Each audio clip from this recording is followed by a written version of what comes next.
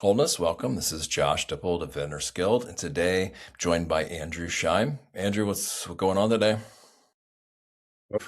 Chilling. Pretty smooth day. Started had a little digestive clearing, but good now. Right on. So, why don't you tell people who Andrew Scheim is and what kind of work he does? And I'm also curious where you're at. I didn't ask you that in the beginning here. I'm in Albuquerque.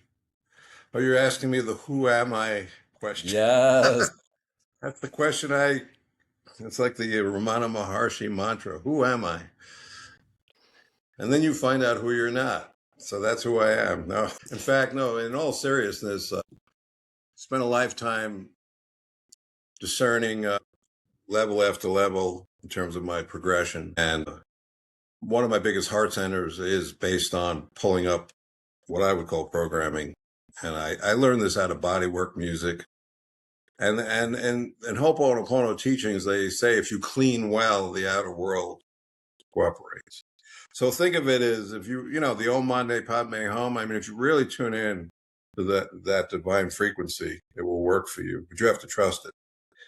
So that would be the heart-centered blues musician answer to my bag. I could go through I can say one other pivotal thing. When I was 28 and I had some health problems, the first question I asked, I recognized self-responsibility, and I didn't know anything about it, in the teachings.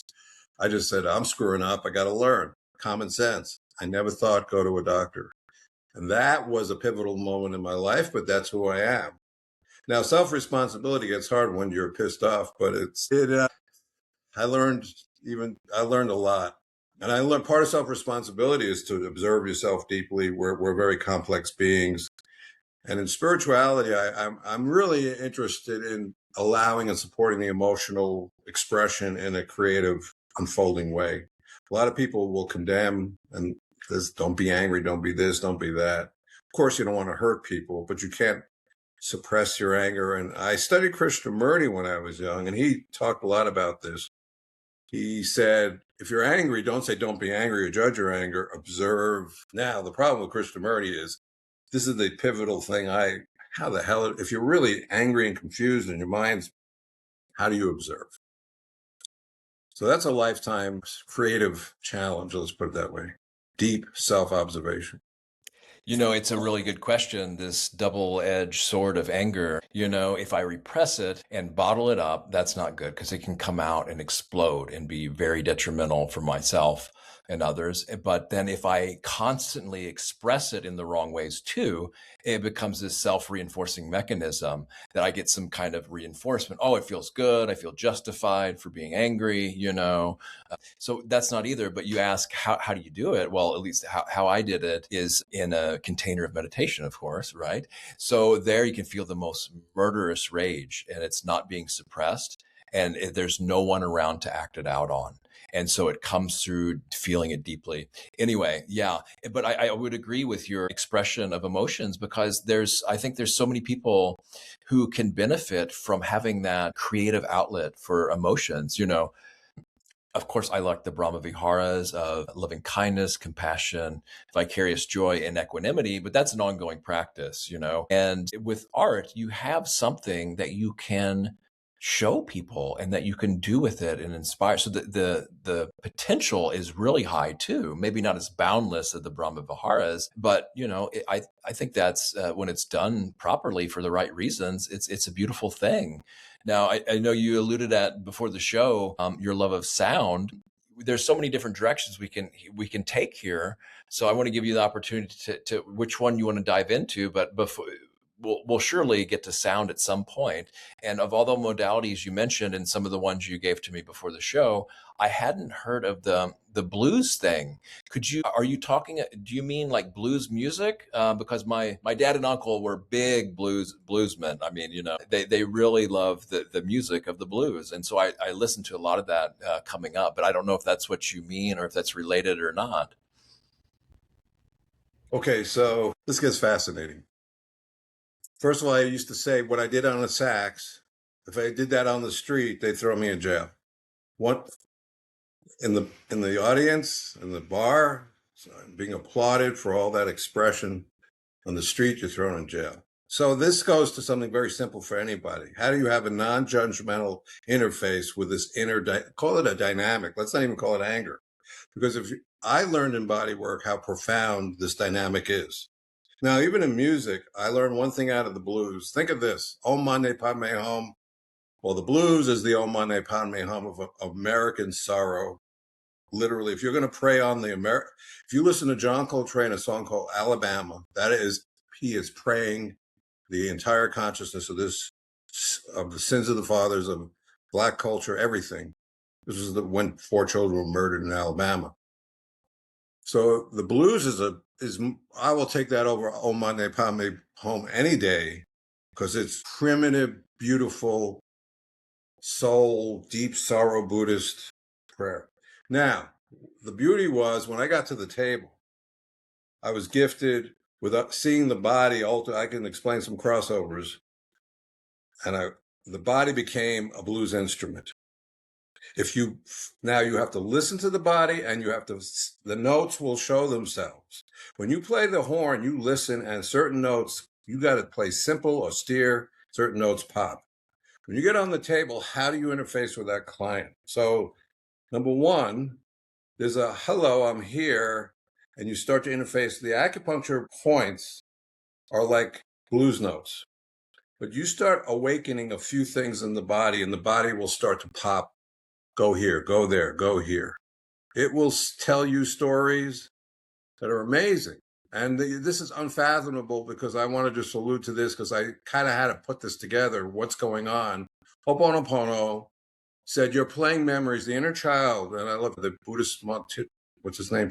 I don't know how to pronounce his name. Thich Nhat Hanh, yeah. He had a 5-year-old meditation I saw once. Yeah, he gets it.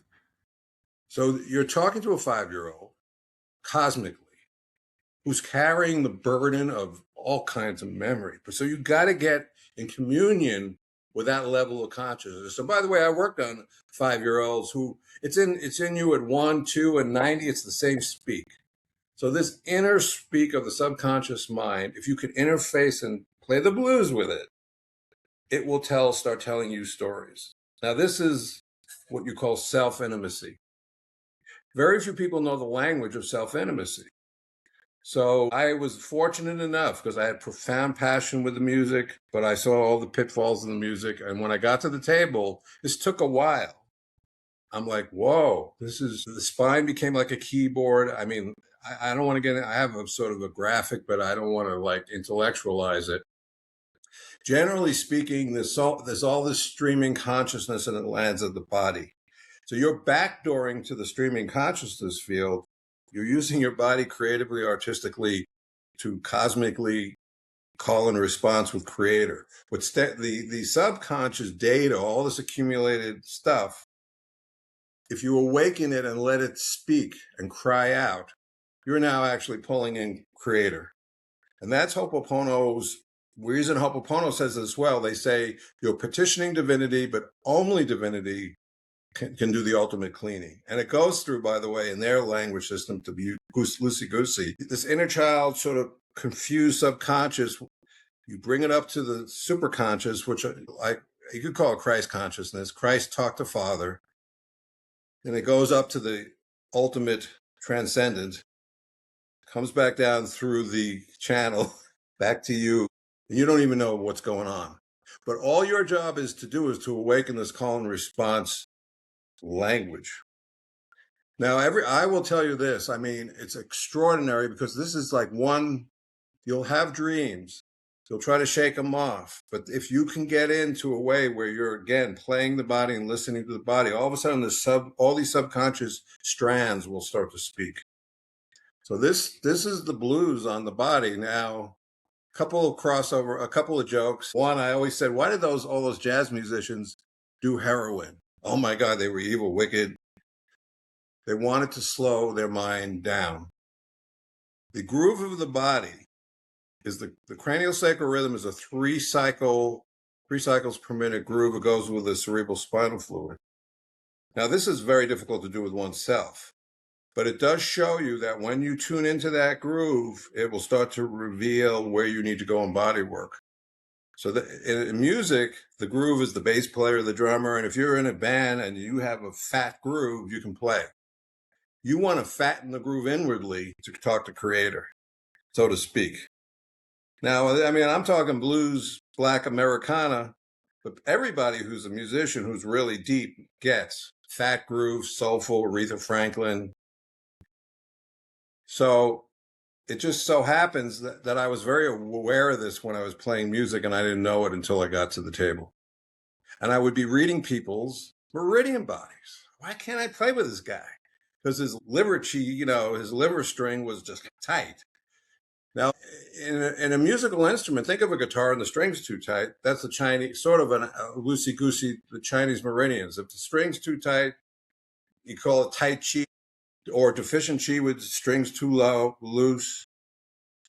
I have all these analogies. I don't want to get into it, but the bottom line is it does really have a musical interface. So what happens in bodywork is people will like work on fascia, and then they go and they get their fascia unwound a little bit, but they're not getting underneath the whole language system, which is a subconscious speak, and it will speak through the meridians, the fascia, the bones. It lands in the bones. Cranial sacral is about the bones. Fascia work like Ralphing, a myofascial. One thing too, there's something called triggering where you're rocking the body. So one thing I will share right away, everyone look up a chi machine. It's rocking the body. It's like whole body EMDR. If you want to go into biorhythm, get a chi machine. We have a video, go to our YouTube channel, releasing psychological something or other. Just put in chi machine or chi. And we demonstrate, you'll see it. So this is when I get people with cancer, this and that, when they're trying to get to their inner child nature, this is one of the most primitive things, rocking. And we can teach you a protocol how to wake up this blues language, starting with the chi. You got to move. You always have to move rhythmically, biorhythmically. Another thing is get a mini trampoline and just bounce. But you got to get a quality one that's in rhythm. There are cheap ones, don't buy them, you'll throw them out. It's like buying a cheap sax. If you bounce up and down, it has a lot of crossover health benefits, and I don't even want to get into all the health stuff, but this rhythmic bouncing, good for the lymph, every cell is moving. The third thing, when animals are coming out of trauma freeze, they tremble their body. A vibration machine, a quality vibration machine mimics shaking off your trauma freeze, which you got since birth. Humans are notorious for trauma freeze. Now they act out. The fight is, well, I don't want to get weird. The fight is, you attack somebody, you're angry, and the fleeing, of course, it's instinctive, but we're really socialized with a lot of trauma freeze because you really want to either get the hell out of there. I mean, who wants to sit in a room when you're going to school and there's 40 kids in the room and fluorescent lights? It's like a chickens. But you didn't have the power to say, I'm out of here. Oh, I can't hear you.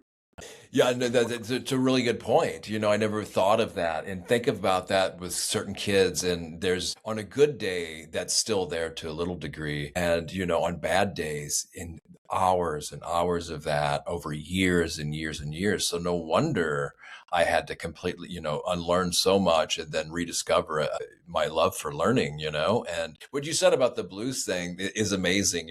Even before I got into all this stuff and started meditating in a path, there was something just, something to say about blues. I mean, you can't really, words really can't do it justice, but it's like this energetic experience that you can really, for those of us who are energetically sensitive, feel the depth of, what's possible about like pain and sorrow. And at the same time, it's being transmuted, into something that's beneficial and uplifting. So it's this grittiness of how things really feel, even if we're being played with a little bit, emotionally or whatever, but they know that, to a certain degree, you can't fake it. It has to come from a real place, right? Otherwise it would, but then actually doing something beneficial about it and uplifting the spirits with it's amazing. Yeah. It can be, for sure. And there's so much tragedy involved, but also so many spirits uplifted too. There was something else in there that I wanted to touch on, but I think I'm going to let you finish up where you were at before I go on to the next thing here. Right. I just want to say this. We can teach you this call and response language, and there's I know it sounds weird. There's an overseeing awareness that's like guiding you. So you're almost like overseeing, this is the divine Buddha comedy. Here you are suffering and you're overseeing going through this ultimately false reality.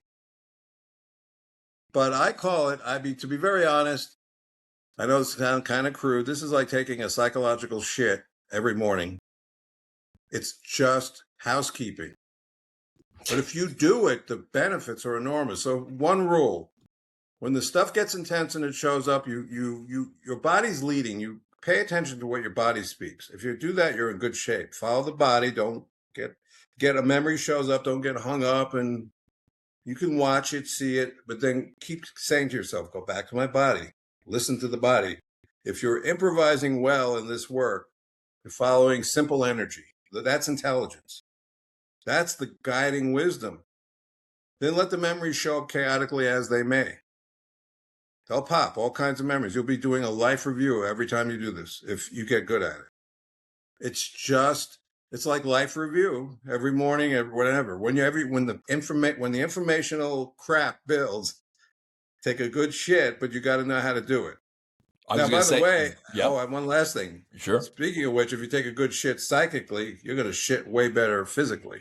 There's that. And the older we get, the more important that gets too, and none of us are getting any younger as far as I know. So yeah, this is absolutely essential. Energetic clearing is what some people call it. Energetic hygiene is what you're referring to. And yeah, so there's so many great modalities, and I think it's helpful to be versed in all these different things for different situations, and be able to know how to clear, what to clear. And yeah, because a lot of this stuff can block further progress, so all these clearing techniques are so great. And you talked about within the body, and it's not as poetic, but the work of like Raymond Royal Rife that has turned it almost into a science where all these different frequencies are mapped out within the body. And so sound it's kind of a provable thing, right? I mean, even scientifically. So it's not just some kind of, well, I mean, to a certain degree, yeah, I'd love to hear your feedback on this too. Okay, so now let's pivot. That's a good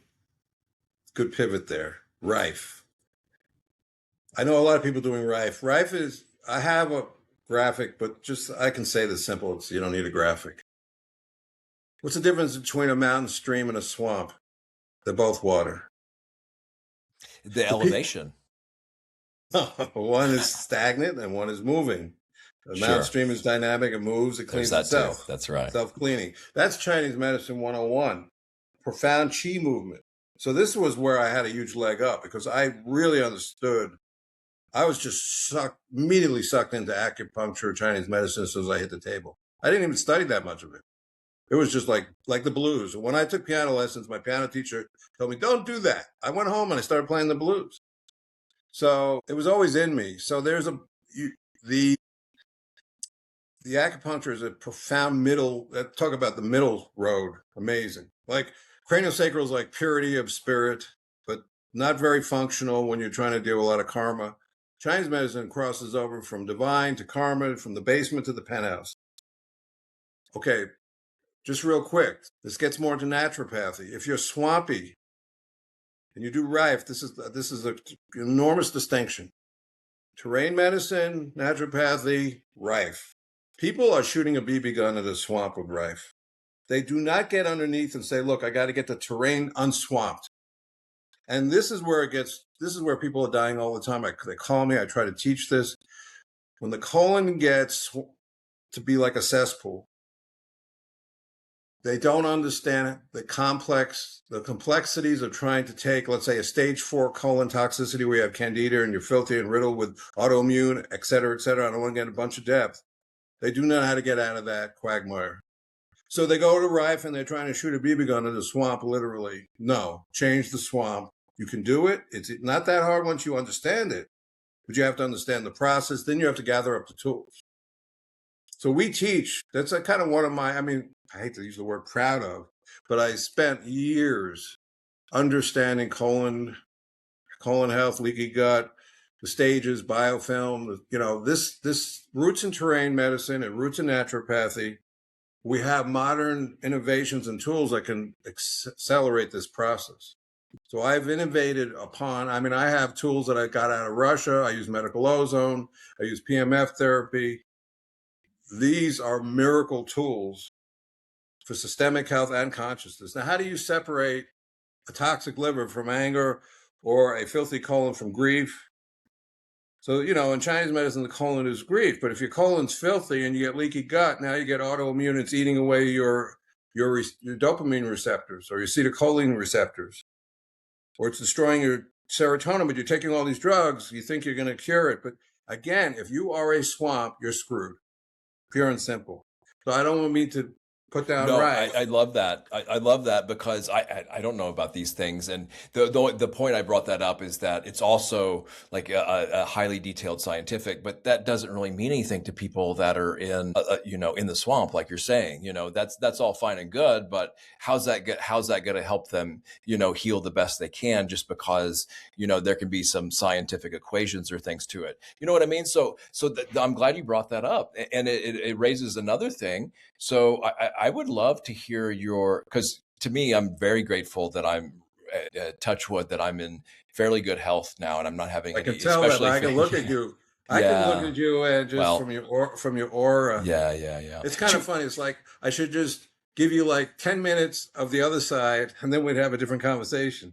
And then No, you can. I can flip you back to Yeah, no, healthy. that's where I wanted to go. So, 2 hours of meditation a day since 2012. A lovely partner who's just, of course, I have to say this, but it is without me having to say this, she's the most amazing, highly advanced being that I've ever come across. But besides that, so then I wanted to, for me, I've had cranial sacral done a few times. I found absolutely astounding. I'd like to get it done again. I would actually like to go to a practitioner who can do the higher level mouth work because I haven't done but I want to what I was always wondering, how do they tune into that pulse? And you don't have to tell about the practitioner because people can look that up and get training, but is there any kind of instructions you can do for the self?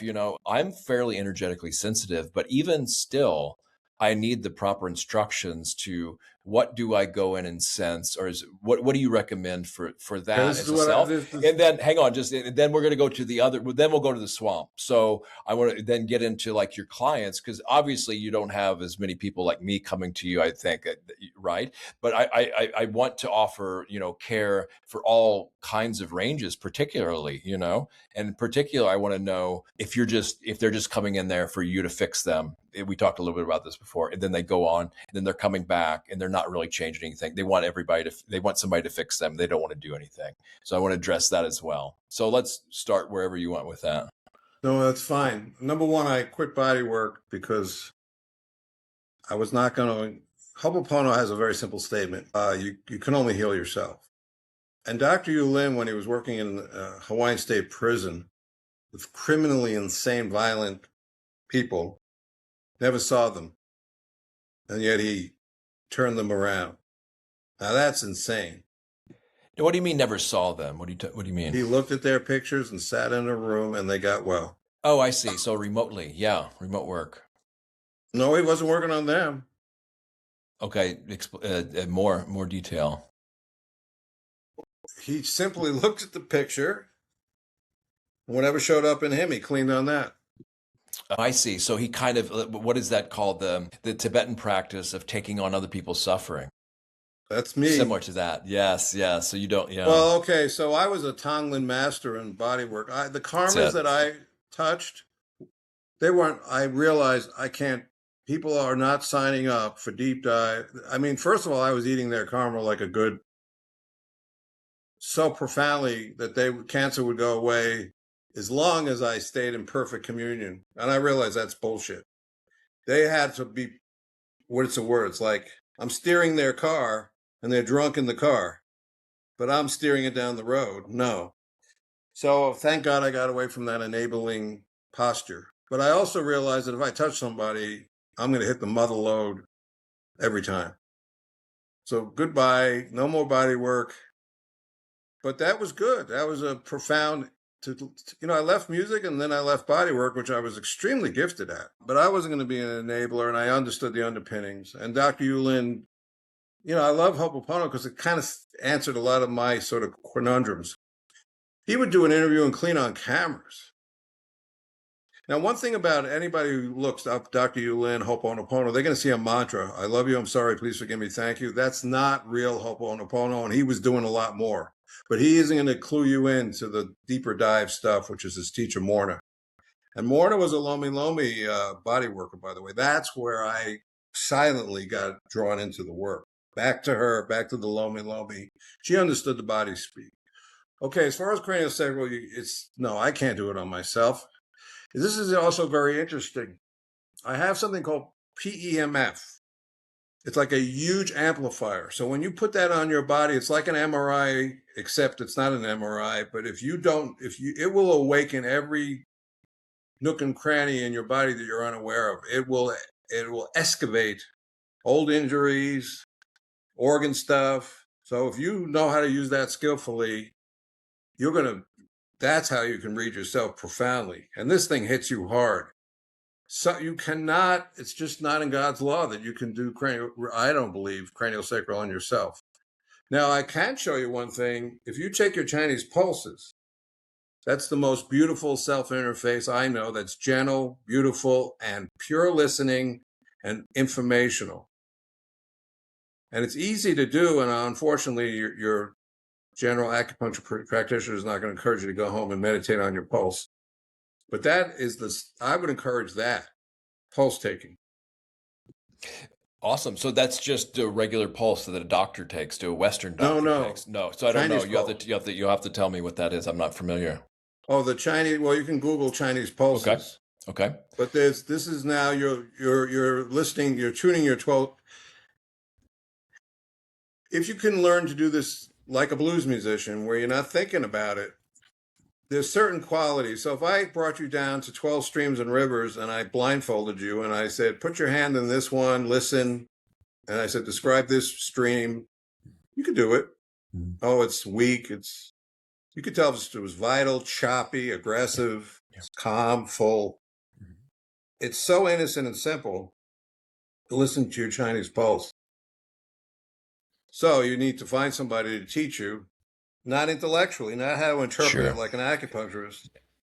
Just experientially, without so this language, this is what I did with every client, it's a soul interface. And my God, I mean, if you're really good at it, you can almost change state listening to your own pulse, because you're listening to yourself, your consciousness. It reminds me of these soundproof chambers that they test certain either musical instruments or devices, electronic devices in, and how people report that they can hear the blood rush through their ears because it's an environment where there's no sound. No noise gets in there. So, but I'm curious if you have a theory why, and I guess you're right, because I've never heard anybody give instructions on how to experience their own cranial sacral pulse. So, but do you have any theories of why that is, or might be the case that it's just simply not possible? Well, as I alluded to with the PMF, self-body work is I can put you on a table, tug on your leg, and read so much information just from a little leg tug. Can't do that. This is the way it's like. I mean, I love to play sax and piano at the same time. Can't figure that one out because the piano loves the sax and the sax loves the piano, but I don't have four hands. It's a one-man band. Yeah. Too bad, because I'd have a ton of gigs. Well, you have to have machines maybe, but it's like that Zen. You can't directly see your own eyeball or bite your own teeth, so you need something else, like a mirror or something else to do that, or someone else to bite your teeth. I'm telling you is wrapped. Everything's wrapped into one, because that's really biorhythm, soul information, trauma information, organ system information. So simply put, awesome. Answer your question. Go to learn how to take. It's not hard to do. Pulse. Find someone, say, I want to learn it in innocence. Find a more modern acupuncture and tell them your intent. I just want to learn how to listen. Don't give me a bunch of analytics. Right. Just give me the basics. Yeah. Tell me how to do it. Right. Yeah. Show me how to air up the tires. Yeah. Don't sell me new tires. I had two options as a musician. I could have I'm not a jazz guy, and you're not. I made a lot of money. There's an old joke. A blues musician plays four notes. 10,000 people and a jazz musician plays 10,000 notes to 4 people, something like that. But, qualitative consciousness is amazing, soulful consciousness. So have the intent to understand that if you have anger, grief, worry, don't try to break it down too much. I mean, you can understand, this pulse is fear and this pulse is anger and this pulse is this and this and that. But I'm saying, listen, I knew as a musician to listen to the quality, the speak of the pulse directly. So cranial sacral, you're going to be trying to tune in and find the wave. And I mean, I can kind of do it, but it's, first of all, in body work, most of the work is at the fascial level. And I had a client, she was brilliant with cranial sacral. In other words, I just started palpating her cranial sacral, and she was like in literal enlightenment for about 2 hours. And then, 2 hours later, she goes out in the world, and she was going to come back every week, she told me. I never heard from her again. But she was so enlightened, she forgot she was enlightened. And she was the least, I never suspected that she would be this savant in cranial sacral. So cranial sacral is karma free. I want to say this, but your work is on the karma side. So if you want to, that's cranial sacral really, it helps when you're doing body work to see where the bullshit it still is, when things ain't in rhythm. And it's a great final fine stroke type of modality in body work to tune things after you do all the damn work.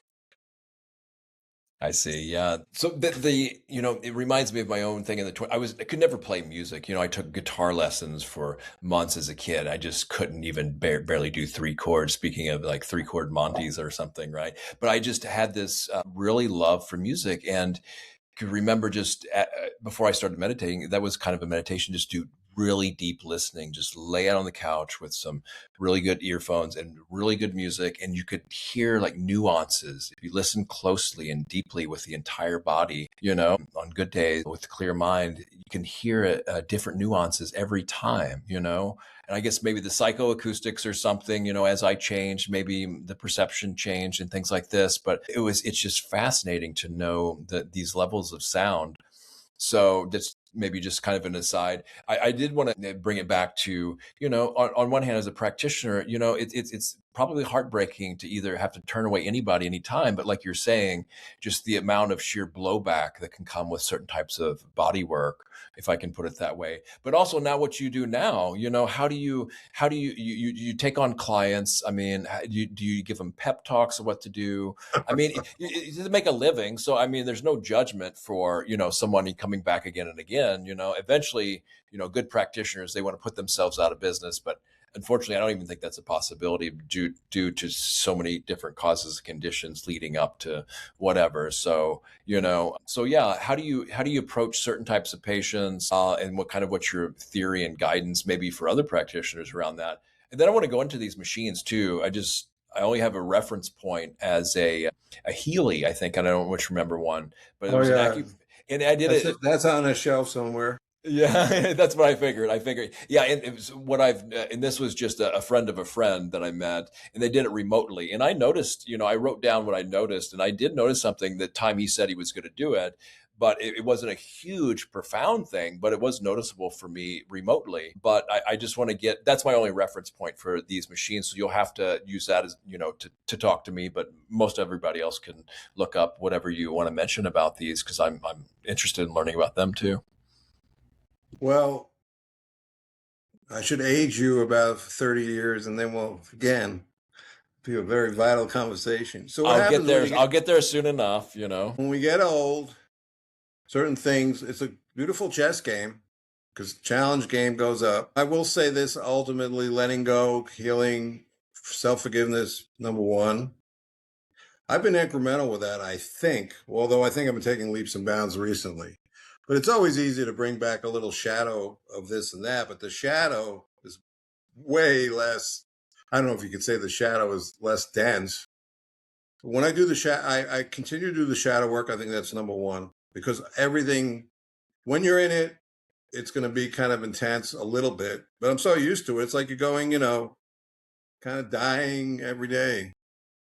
But the shadow is the shadow, which is it's like Buddhists when the Buddhists pray on the world consciousness until every sentient soul is set free. It's in that ilk. You're cleaning, you're doing your daily, I call it your daily portion for the world. I believe that's true. Now you personalize this. Dr. Yulin said, this is mine to clean. So it does, in some sense, you're taking it very personal, but really isn't. But if you're going to effectively help the illusion, the thick veil of delusion, you kind of have to be in it, but you're not in it. So it's kind of very comical. Well, anytime we take care of ourselves, everyone that we encounter benefits from it. I mean, in real life, day to day, not just theoretically on an energetic level. If I have this house in order, then that's better than not, because then I'm less likely to do havoc to everyone that I encounter, So it's on that common sense level as well. And Jesus said, and I love this, I came here to bring the sword. So I really resonate with that, because discernment, I don't want to use a curse word, but No. No, you can say it in Yiddish if you want to, which I won't know what it means, but. No. Yeah, I am very, I always put, the Hindu and the Buddhists are like, oh, you're too much brain, too much thinking, no mind. Everyone's like, no, I don't want to have a mind. I don't want to have a mind. I know ego, no ego, no mind. Shit, this world is so complex. And if you don't translate some of your insights to discernment, you're screwed. Sort of discernment and decisiveness is so important. Absolutely. But discernment means bullshit, bullshit, bullshit. Wait a minute. And if you go to a doctor, I don't care holistic or who, you better know, I hate to say know thy enemy, but you better know where they're at. Because people have told me, I went to my doctor. I told them about this, and they didn't listen. Nobody's going to listen to you like you're going to listen to you. You're going to have to sort out the bullshit. And, seriously, I go in, if you know a tiger is a tiger and he attacks you, or a bear is a bear and they attack you, are you angry with the bear? Absolutely not. You might get killed, but you know them for what they are. They're just doing what they do. So one thing I want to encourage people, when you look up a doctor, I don't care who, this is the discernment part, understand their training, number one. So even go on AI and say, okay, he says he's a functional medicine doctor. What's a functional medicine doctor? Or what orthopedic doctor or whatever? First of all, understand how they think. Now, my job is to try to give you different lenses to look through in terms of your suffering. I'm not going to say go meditate and pray and just that's the end of it, or, and I'm not going to say it's all just, give you sort of holistic categories and say just do this, like go to a homeopath and just focus on miasms. But this is typically what people do. They go from, I call it, it's like serial monogamy. You ever heard the term serial monogamy? I don't know what you call it, serial practitioner monogamy. I go and fuck with one practitioner, and then I go fuck with another practitioner. Oh, that didn't work. I go fuck with you. And I mean, it's the same idea. You didn't fix me, or I got a little better. Oh, that burned out. Let's go to the next one. So if you can figure out how to integrate and understand the modalities, that's huge. And I've been lucky to do that. So I can give you a crossover between naturopathy, terrain medicine, Ayurvedic medicine, Chinese medicine, homeopathy. By the way, homeopathy is the key just real quick, because I love the spirit of this.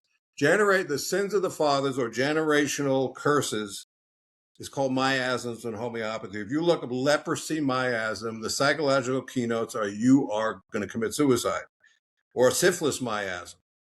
So understand that there's kind of like almost a germy, psychological germ that passes down. That's why you're suffering. It's grabbing you. It's weird. It's twisted. Homeopathy is beautiful because it has a lot of weird keynotes. Likes to lie on his left side. But I'm just saying, take a little of that. It's like making a soup. If you can figure how many spices go into a soup, that's you. Each modality is like a different spice. So if you think you're going to meditate yourself out of a disease, go ahead. Krishnamurti said one thing, and I love the fighting gurus. We should get him like an MMA match. Get Ramana Maharshi to fight with Krishnamurti, and who's going to win? First of all, have a radar and take love the guru and kill the guru. But at the same time, Krishnamurti said, look, you got to take care of the body. It's a must. If the body ain't right, you ain't going to be right.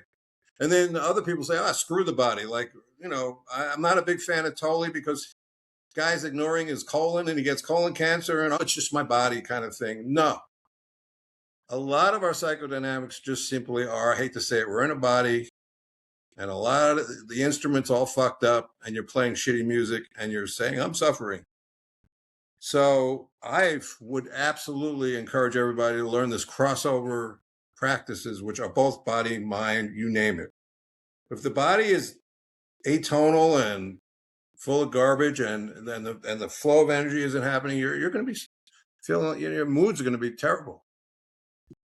Yeah, it's absolutely vital. We have to maintain this body so we can do practices and what we're supposed to be doing here. It's not to get overly attached to it, and obsessed with it, and just constantly on health. That's the other extreme. But then there's, like you're saying, especially like more ascetic practitioners, which is fairly rare in the West, but in ancient Indian stuff, they would just thought the way to enlightenment was just torture their body and neglect it and just do extreme things, because then I guess the threshold of suffering they could take. But the historical Buddha said that's nonsense.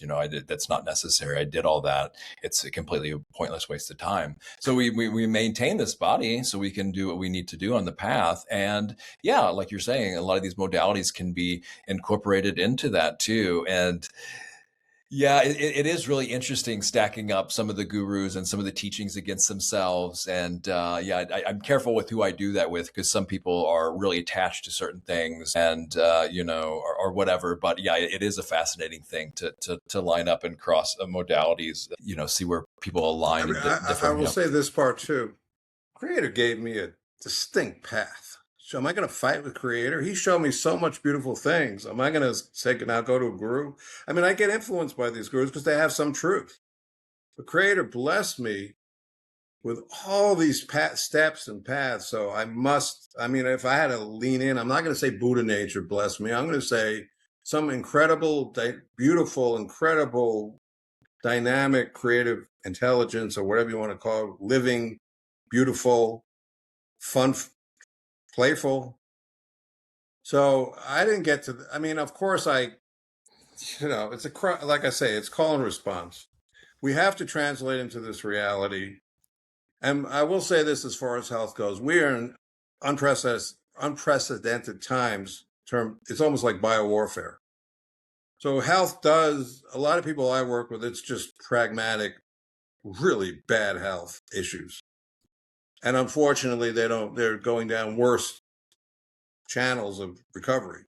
I just had a lady here locally. She called 20 people around town to find hydrogen therapy. She couldn't find it. She got me. She has COPD. She's 79. She can hardly breathe. And she's also a nurse, but I tried to, I'm trying to work with her holistically. It's very difficult, but she did get the hydrogen. And I've seen hydrogen save lives. And just the terms real quick, in terms of that one technology, hydrogen is the tiniest molecule of all. Everything's built from hydrogen. It's the God molecule on the alchemic plane. If you believe in alchemy, it's somewhere between God, physical, somewhere in between energetic, alchemic. There's a certain laws of the universe. Hydrogen is one of them. Everything's built from hydrogen. So its ability to get in, it'll go through steel. So its ability to permeate deep into the body makes it a very kind of mothering, kind, healing therapy. It's one of the easiest therapies to do. Doesn't have a lot of Herxheimer. So it is one of our, real quick, about 10 years ago, I started asking what therapies will go deep into a cell regardless of condition. So if you have a stroke and you're trying to heal that cell, how do you get into really toxic terrain? You have really toxic liver. Psychiatrists are using PEMF on the brain to reverse depression. I own a PEMF system. They're charging a fortune. You can buy a PEMF system for a pretty reasonable price and treat your own damn brain. You can treat your organs. You can treat joints. That thing rips at the cell level. That's amazing. It's like a magnetic, it's like Jimi Hendrix with 10 Marshall amps on your body. It's for musicians. I always said, why did Jimi Hendrix love to get it? He was doing kind of like a Rife treatment on himself with those amps. But he was. Yeah, amazing. Obviously, yeah. Just I don't know if there'll ever be anyone come close to him again. So what the hydrogen you're talking about, is it hydrogenated water? What exactly is the hydrogen treatment? And then do you go beyond any other things beyond PEMF? Oh yeah, I have a whole devices. set of infographics. I don't need to bring them up right now. Okay. But when I asked that question, what therapies dive deep into the cells, I came up with 4. So number one, I want to say this. For every therapy I come up with, know it as a tool. A hammer isn't a screwdriver and a plier isn't a hammer. You can hammer with a plier, but good. Okay. That's simple. Know the tool, know what it does, integrate it into an integrated practice. If you're smart, you'll build key tools. So my key tools are a rebounder, vibration machine, chi machine, hydrogen, medical ozone, something called the mission coil out of Russia, the PMF, 4 systems, by the way, not one, 4 different systems for different purposes, like a big fat screwdriver and a little tiny screwdriver, like, for the eyeglasses.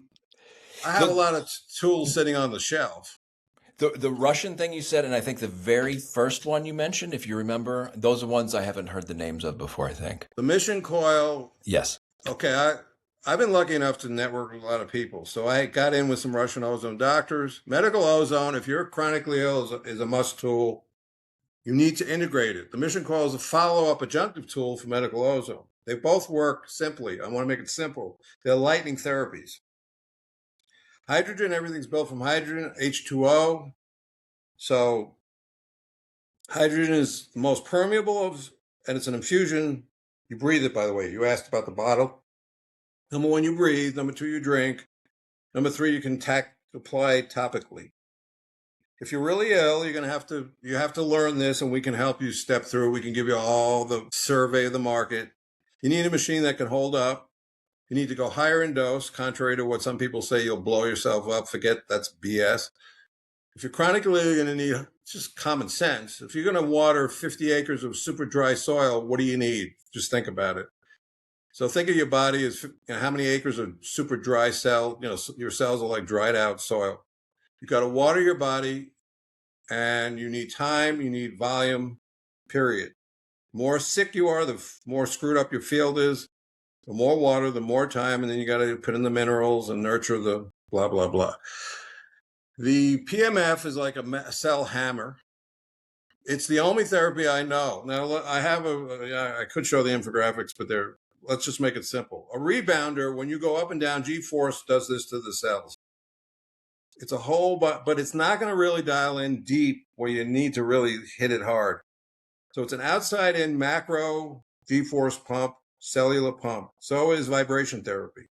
Anytime you can get this going, you're pumping the body huge. You got to do that globally. Then you dial in at those really toxic areas and stagnant areas with PMF, because that thing will go right through into your bones and do this. I repaired a radically screwed up hamstring. It was either torn or radical stage 2. 3 weeks I was back on a bike using that PMF. Now the gentle PMF is magnetic hypnosis, and you can get a cheap one. Anybody who has trouble sleeping, Google Neo Rhythm. For $300, if this doesn't work, you don't need to buy a $5,000 system. Do not buy a Beamer. It's 25 Gauss. It goes on your head, and you can set it to hypnotic trance mode for sleep or meditation. 5 different 6-minute meditation programs. Alert meditation, gamma, deep down, theta, sleep down around 4 hertz. So it has lots of beautiful programs, and you put it on your head, and it's going to try to get you back into, talk about cranial sacral, into some type of biorhythm. Real quick also, that Google lymphatic system, not lymphatic, with a G. This has to do with your cerebral spinal fluid, which is all about cranial sacral, going and washing down your brain. Part of that is if your brain's not in rhythm, you can't sleep. So your brain is all like... Now, I also do all kinds of stuff on the head. That's where the PMF comes in. The psychiatrists are using it on the head. We can teach you how to use it on every section of your brain. Because, people with OCD, for instance, the different sections of the brain, I don't want to get into a technical thing, but it's just literally you're hammering your cells in your brain. But personally, I had an MRI, something was deep in my parietal region, and I couldn't get there. None of these other cell therapies would get in. When I got the PMF, I was in, deep down. Yeah, I've heard a lot about this. I've got a long list of healing modalities. I have just listed a bunch of them. I don't know if any of them are good or not. Like I said, I plan on adding the link to what you recommended there and send them to me. And I think before we start wrapping up, I'd like to know, we talked about treatment a lot and modalities for the healing side. What about the prevention side? What do you attribute kind of, I mean, we can go to root causes, but we can also just look at some standard things to avoid in everyday life, and some from basics to things people are missing to maybe more specific things that really make a difference too. So Well, I mean, the list is long. So, heavy metals, chemicals, environmental toxins, plastics.